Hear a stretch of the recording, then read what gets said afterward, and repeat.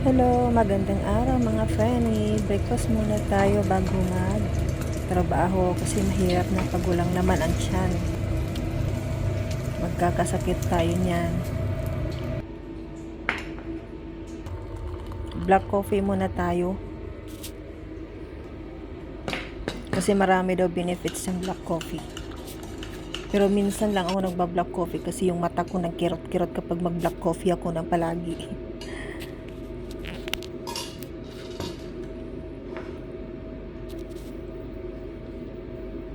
Sorry, hindi ako magsasalita sa mga video ko kasi mahirap na kapag maingay kay baka paalisin tayo bigla ng amo natin. So yan pala ay negosyo pala yan ng amo ko. Ako pa rin ang naggagawa niyan. Kapag may order, yan inuutusan akong magawa, maghiwa at ilagay sa box. Chocolate po yan, biscuit na chocolate.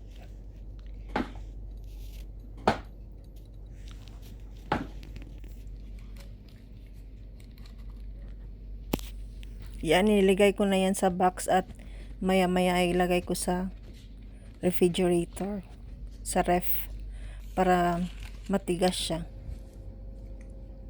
At yan naman, magluluto na naman tayo ng tanghalian nila. Yan po ay tinatawag na saluyot sa Bisaya pa. Hindi ko alam kung anong Tagalog niyan. Basta sa Bisaya ay saluyot.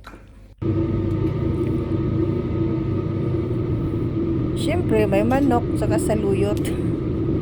Palaging may manok po dito sa Middle East.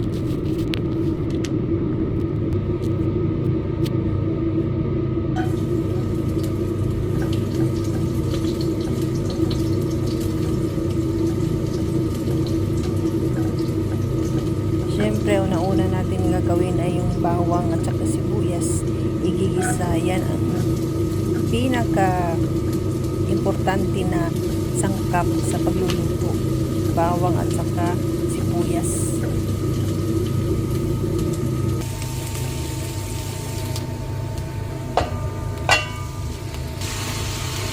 Yan po ay breast na manok, yung lang sa dibdib ng manok.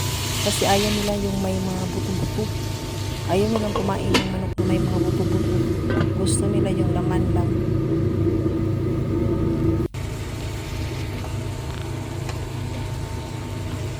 Yan po ay na siya, giniling na saluyot. Kumbaga mince na siya.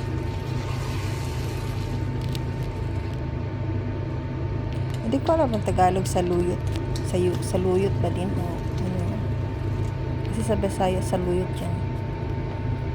Masarap po yan. Dati hindi ako kumakain yan pero nung natikman ko ay masarap pala. Nagganay siya ng bawang, yung dried na fry na bawang. Pagkatapos maluto, lagyan ng fry na bawang. Yan, bawang po yan.